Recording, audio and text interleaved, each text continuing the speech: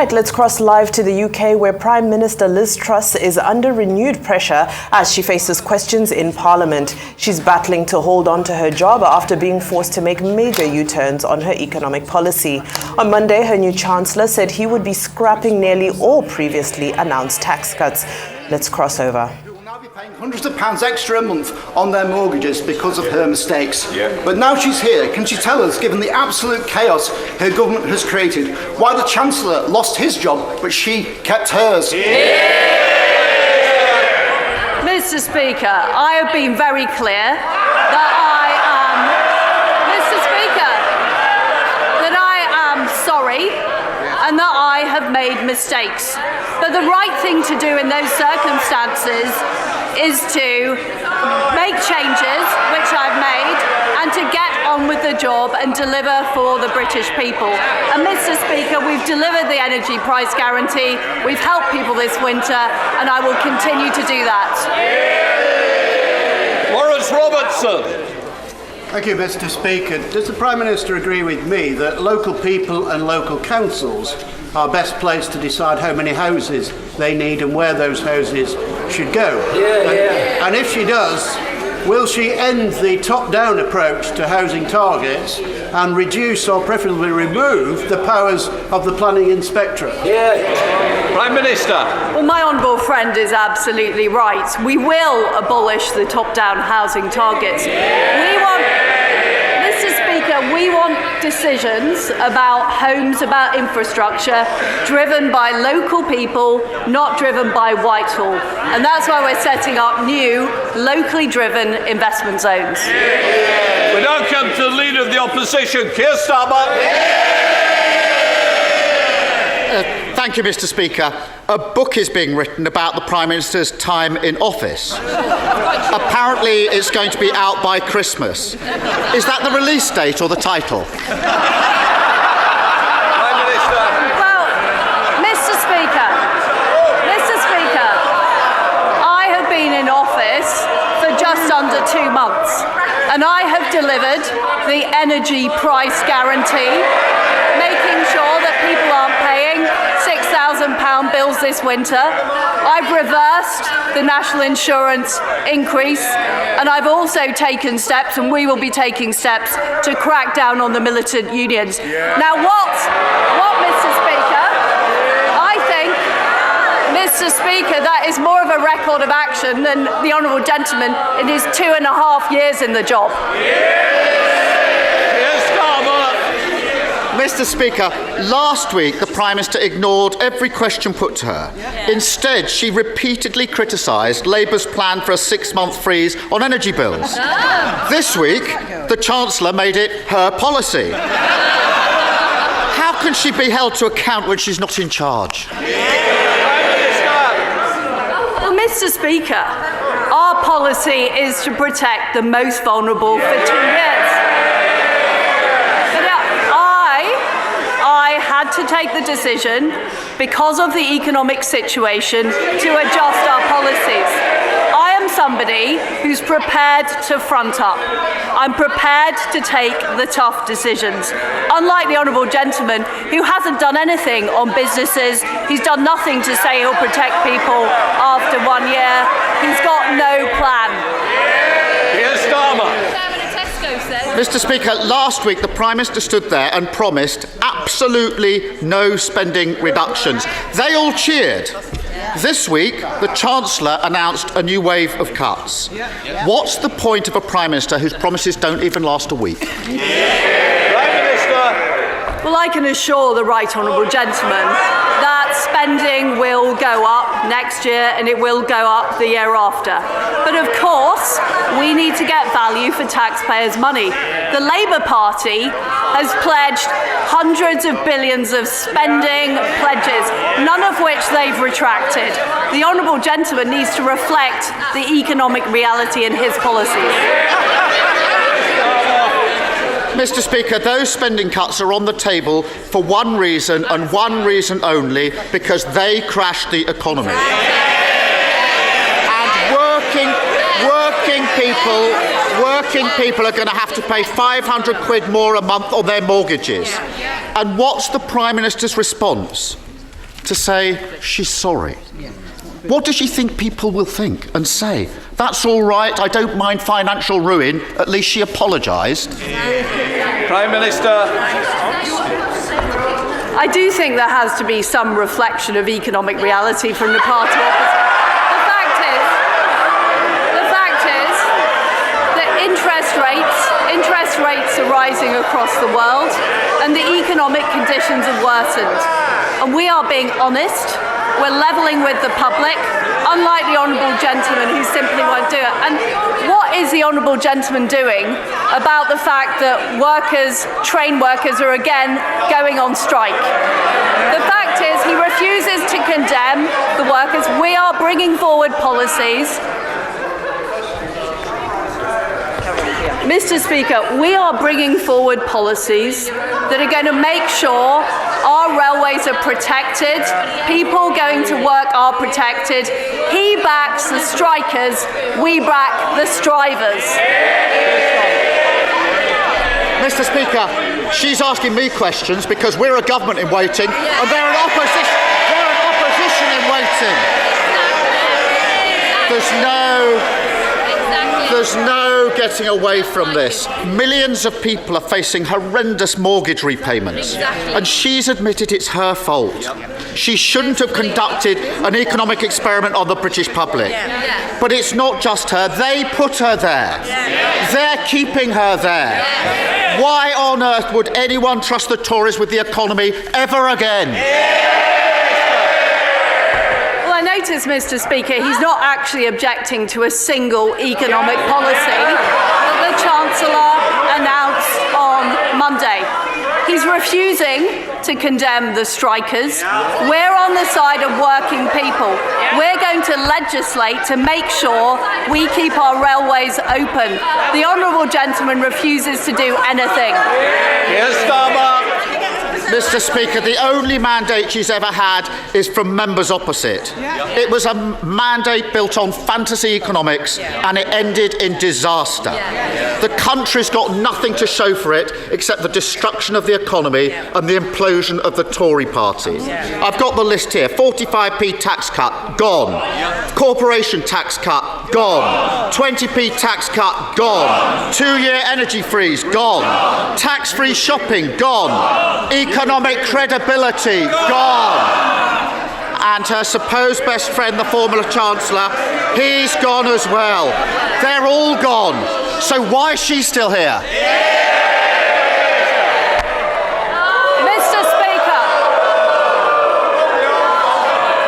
Mr. Speaker, I am a fighter and not a quitter. I have acted in the national interest to make sure that we have economic stability. Prime Minister. Order. I'm going to hear the Prime Minister. I suggest that all members need to hear the answer. Prime Minister. Mr. Speaker, I am a fighter and not a quitter. We have delivered on the energy price guarantee. We've delivered on the energy price guarantee. We've delivered on national insurance. We are going to deliver to stop the militant trade unions disrupting our railways. The honourable gentleman has no idea, he has no plan, and he has no alternative. James Grundy.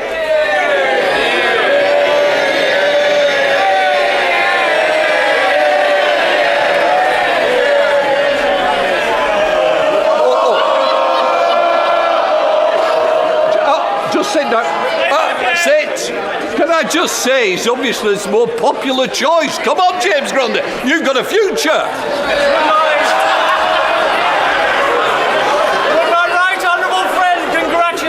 Centurion's Rugby League team on their recent promotion to Super League, bringing millions to the local economy. And furthermore, would she also guarantee that our excellent women's Euros team, including Ella Toon from my constituency, Tyldesley, will receive the number 10 reception that they so deserve?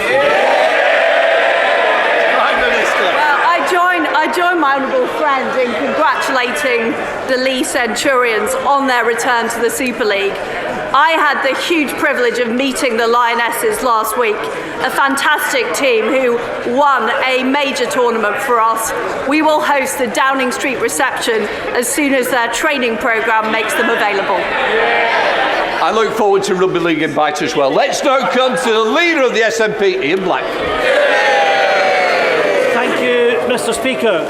After 10 U-turns in 2 weeks, we're left with a Prime Minister in office, but not in power. And families are paying through the teeth for her mistakes. Her latest broken promise has put pensioners in the front line of Tory cuts. So, can the Prime Minister perhaps turn to her Chancellor right now, get permission to make another U-turn and commit to raising the state pension at the rate of inflation? Prime Minister. I honestly don't know what the Honourable Gentleman is talking about, because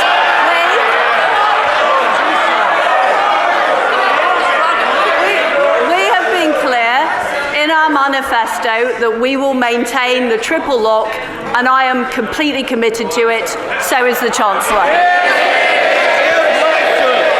Well, Mr. Speaker, it's no surprising that the Prime Minister's approval ratings are collapsing with an answer like that. The worst polling result for any Prime Minister in history. She's just thrown 12 million pensioners under the Tory bus. And it's not just pensioners feeling the pain. In the last week alone, I also want to hear Mr. Blackford. Mr. Speaker, it's not just pensioners feeling the pain. In the last week alone, inflation has risen to a 40-year high. Mortgage rates are at the highest level since the financial crash. And people's energy bills are about to rise to more than £5,000. Can the Prime Minister answer one simple question? Why does she expect everyone else to pay the price for her failure? Prime Minister. I don't think the Honourable Gentleman can take yes for an answer. I've been clear we are protecting the triple lock on pensions. And if the Honourable Gentleman is concerned about the economy, why does he continue to advocate for separatism, which would plunge the Scottish economy into chaos? Thank you very much, Mr. Speaker. Over the last couple of years, thousands of homes have been proposed or built in Birmingham Northfield constituency, which puts a huge strain on GP and dentist appointments. Would my right honourable friend, the Prime Minister, agree with me that more needs to be done in the planning process to make sure that when we have large-scale developments, we have more capacity in those vital services? Prime Minister. Well, my honourable friend is absolutely right. When we build new houses, we need to make sure there are GP surgeries, schools, infrastructure, and that's why we're introducing a new infrastructure levy to make sure more of the money from developers goes on supporting local communities. Ed Davey. Mr. Speaker, millions of family carers have been forced to cut back on food and heating. One told Carers UK, "My son is incontinent. If we don't wash him in warm water several times a day, this will cause him to physically decline." So how do we pay for the gas to heat the water if we are currently at max budget? Vulnerable people and carers are struggling enough already in this cost of living crisis, Mr. Speaker. So will the Prime Minister guarantee that support for the vulnerable, including carers allowance, will rise by at least today's inflation rate of 10.1%? Prime Minister. People are struggling. It is difficult at the moment. That's why we put in place the energy price guarantee to make sure the typical household isn't paying more than £2,500. It's why we've supplied an extra £1,200 of support to the most vulnerable. And I can assure the Right Honourable Gentleman, we will always support the most vulnerable. They will be our priority. Hey Jones. Thank you. Thank you, Mr. Speaker. Speaker, Brecon and Radnorshire has a proud military footprint. Not least the Cambrian Patrol exercise, which I visited last week. It is considered the Olympic gold medal in infantry training, attracting teams from across the world to compete in a 60-kilometre march over 2 days in the Brecon Beacons. Will the Prime Minister join me in congratulating all those who took part, not least the team of Gurkha soldiers from the Infantry Battle School in Brecon who took home a coveted gold medal, further cementing Brecon's special place in the UK Armed Forces? Well, I join my honourable friend in thanking everybody at Brecon Barracks who organises the exercise Cambrian Patrol each year. It is a world-class training exercise, and I congratulate Brecon's Gurkha soldiers for their fantastic achievement of a gold medal. Well done. Dr. Philippa Whitford. Thank you very much, Mr. Speaker. It took just 5 working days for the Prime Minister to crash the pound, damage pension funds and send people's mortgage costs spiralling. Her new Chancellor may have reversed almost all of her policies, but the damage has been done and we now face yet another round of Tory cuts and austerity. So I'd like to ask the Prime Minister and those sitting behind her, why is she still at the dispatch box? And when will voters get their say on this disastrous government? Prime Minister. We are facing very, very difficult economic times. I took the decision I had to in the interest of economic stability. And what is important is we work together, including with the SNP, to get through this winter and grow the economy. David Jones. Thank you, Mr. Speaker. The Prime Minister is to be commended for securing the passage of the Northern Ireland Protocol Bill through this House without amendment before the summer recess. Can she confirm that it's the government's intention that the bill should remain unamended, and in particular that the European Court of Justice should have no jurisdiction in any part of the United Kingdom? Prime Minister. I am completely committed to the Northern Ireland Protocol Bill. It deals with the very specific issues we face in Northern Ireland, the free flow of trade, and also making sure that the people of Northern Ireland are able to benefit from being part of the United Kingdom. And I can tell my honourable friend that any negotiations will reflect the same position that is in the Protocol Bill. Dame Meg Hillier. Mr. Speaker, we understand that this afternoon's vote on fracking is deemed a confidence vote in the Prime Minister. Can she give us any reason why her own backbenchers or anyone in this country can have confidence in her after her policies have caused chaos in the markets and wrecked the economy? Prime Minister. Mr. Speaker, we do face very difficult economic times. I have been honest about the mistakes I have made, but what I don't apologise for is the fact that we have helped households through this winter, through the energy price guarantee, the fact that we've reversed the national insurance rise, and the fact we are taking action to get our railways running rather than being disrupted by the militant trade unions she supports. John Barron. Mr. Speaker, there's been a number of low points recently, including the Republic of Ireland's football team singing pro-IRA songs in the changing room. We should never forget the sacrifice of those who paid the price to maintain the peace during the Troubles. Closer to home, recent events meant that spending is going to be more constrained than originally thought. May I encourage the Prime Minister to ensure that we retain compassion in politics in these decisions, including maintaining the link between benefits and inflation? Will she do that? Prime Minister. We are compassionate Conservatives. We will always work to protect the most vulnerable, and that is what we did with the energy price guarantee. We are going to make sure the most vulnerable are protected into year 2, and I'm sure the Chancellor has heard my honourable friend's representations on the contents of the medium-term fiscal plan. Stuart Malcolm MacDonald. Thank you, Mr. Speaker. Mr. Speaker, like the public at large, I've supported the government in terms of the actions it has taken to support Ukraine, not least because of what's at stake there. But right now, in order to maintain that support, as the public deals with rising prices, inflation, mortgage costs and much else, Ukraine fatigue is a real and present danger. And I'm afraid to say to the Prime Minister, she is now an active driver against that public support that has so unified many of us, that has so unified many of us to do what needs to be done. So in a time where resolve in support of Ukraine needs to be steeled, will she make sure that she commits from the dispatch box that the economic and military and political support won't be another casualty under this Prime Minister? It was one of my first acts in office to make sure the military support we give to Ukraine is equal to the military support we gave this year. We must make sure Ukraine win. They can win, they will win, and they must win.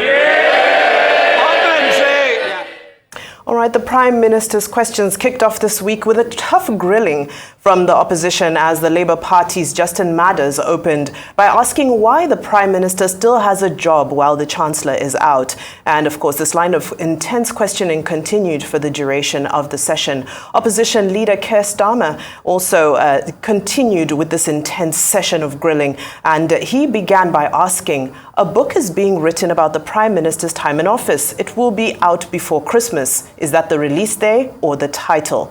And he also questioned what the purpose of a Prime Minister whose promises don't even last a week is. Liz Truss, in response, stood her ground that she is not being given the grace of consideration that the entire world is currently experiencing an economic downturn. She insisted that she is a fighter and not a quitter. Of course, these words are quotes from popular Labour leader Peter Mendelsohn. So that's live from London is this week's Prime Minister's questions. Liz Truss still facing fire from the opposition.